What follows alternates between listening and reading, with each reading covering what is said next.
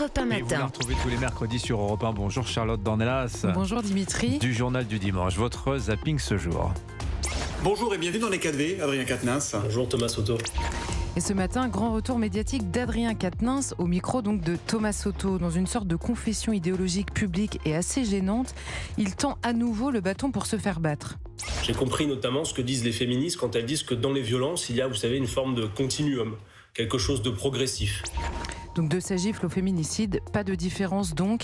Comment le sauver malgré lui ? Bon, et loin de la France insoumise, la ruralité ne gronde pas seulement sur le terrain agricole. Une autre nouvelle inquiète, celle de la fermeture des classes. Et la réponse de la ministre Amélie Oudéa-Castéra laisse sans voix. Nous sommes à certains moments obligés de procéder à certaines fermetures de classes. Les écoles peuvent être performantes, mais si le nombre d'enfants est trop réduit, c'est toute l'émulation qui est remise en cause et la capacité de progression de nos enfants. Tous les professeurs vous le diront. À commencer par les professeurs particuliers, j'imagine. Reconnaissons que nous avons entendu assez peu de professeurs s'inquiéter du trop faible nombre d'élèves dans leur classe. Mais bref, la question du député Horizon Loïc Kervran, relayé par toute la classe politique de la ruralité, restera donc sans réponse. Où est l'égalité quand le même chiffre de 15 élèves est l'objectif à atteindre dans les écoles de banlieue et l'arrêt de mort de nos classes en ruralité ? Et puisque nous parlons ruralité, petit point agriculteur. De la Pologne à la France, nos éleveurs se plaignent de la concurrence déloyale du poulet ukrainien. On l'aura bien compris, au point même de faire réagir Emmanuel Macron depuis Bruxelles, souvenez-vous. Oui pour aider l'Ukraine dans un contexte de guerre, non pour créer une situation de concurrence déloyale qui profite à quelques milliardaires ou à quelques grands industriels qui ne respectent pas nos règles. Il parlait donc frein d'urgence, réglementation, mais au micro d'Apolline de Balherbe, cette fois, le commissaire européen Thierry Breton a été, lui, beaucoup plus clair.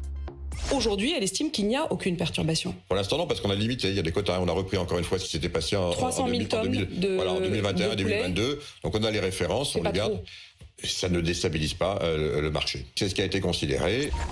Voilà, ça ne déstabilise pas le marché. La réponse est claire, tout ça n'était qu'un sentiment de concurrence déloyale. Autre sujet dans l'actualité, la France insoumise à nouveau, mais cette fois-ci en raison de l'hommage aux victimes franco-israéliennes qui aura lieu ce matin aux Invalides. Ils voudraient y aller, certains s'en offusquent et des familles de victimes leur demandent surtout de ne pas le faire. François Ruffin, député de la France insoumise, a résumé la situation au micro de France Inter avec la décence qui manque à bien d'autres.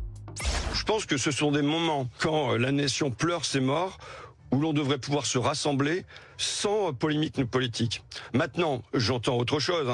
J'entends que des parents qui pleurent leurs enfants ont tous les droits.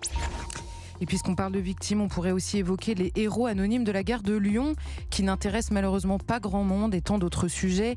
Mais si vous êtes tenté de croire que tout est fichu, dites-vous qu'il y a toujours pire. Joe Biden, par exemple. Je me suis assis et j'ai dit... Les États-Unis sont de retour. Et Mitterrand de l'Allemagne, je veux dire de la France, m'a regardé et m'a dit... Voilà, Qu'est-ce qu'il avait dit ? On s'en jamais. Non mais si, parce qu'il avait dit, alors j'ai coupé parce que ça dure 4 heures et à la fin il dit quand est-ce que vous êtes de retour ? J'ai même pas compris ce que lui avait dit Mitterrand, donc il y a Les quelques forces jours. de l'esprit, Oui, Charlotte. ça doit être Dornelas. Ça doit être ça, voilà. Mitterrand d'Allemagne. Pas mal. Voilà, Mitterrand d'Allemagne. Merci beaucoup Charlotte Dornelas, votre zapping politique tous les mercredis dans Europe 1 matin.